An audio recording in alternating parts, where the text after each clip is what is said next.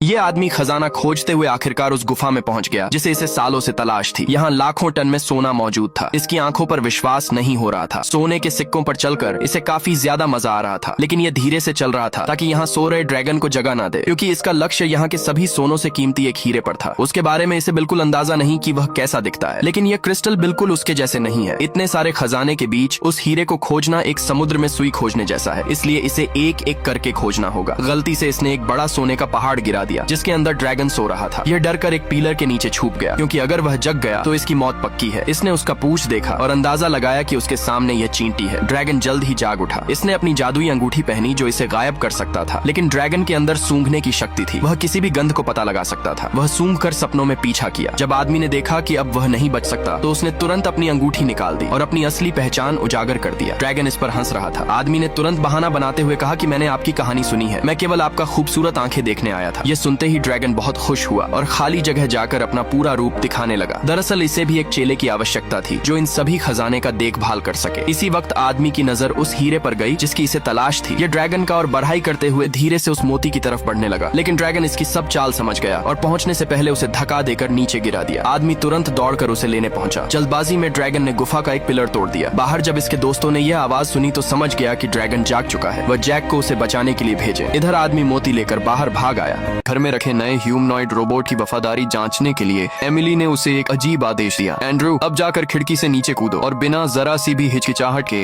Andrew ने सीधा छलांग लगा दी। नीचे गिरने की वो तेज आवाज सुनकर शतरंज खेल रहे पिता रिचर्ड घबरा गए। वे भागते हुए बाहर निकले और जमीन पर पड़े एंड्रू को देखा जिसका पूरा शरीर बुरी तरह क्षतिग्रस्त था। पर हैरानी की बात ये थी वो अब भी नियमों का पालन कर रहा था। किसी का नाम नहीं लिया जिसने आदेश दिया था। रिचर्ड को सब समझ आ गया। उन्होंने दोनों बेटियों को बुलाया, न सज्जा दी न गुस्सा किया, बस समझाया, एंड्रू हमारे घर का हिस्सा है, कभी उसे चोट मत पहुंचाना। पर उस एक गिरावट ने जैसे एंड्रू के अंदर कुछ बदल दिया था। कुछ दिनों बाद वो छोटी बेटी ग्रेस के साथ समुद्र किनारे खेल रहा था। ग्रेस ने उसे अपना सबसे प्यारा क्रिस्टल हॉर्स सिखाया, पर एंड्रू के धातु जैसे सख्त हाथों से वो गलती से गिर गया और चूर चूर हो गया। ग्रेस गुस्से से बोली, गो अवे, और एंड्रू चुपचाप चला गया। पर उसकी आंखों में पहली बार उदासी की झलक थी। उसी शाम उसने घर के तहखाने में लकड़ी के टुकड़े और किताबें उठाई। वो सीखने लगा वुड कार्विंग। रात भर मेहनत की और अगली सुबह ग्रेस को बिस्तर पर मिला एक खूबसूरत लकड़ी का घोड़ा बिल्कुल वैसा ही जैसा टूटा था। ग्रेस ने खुशी से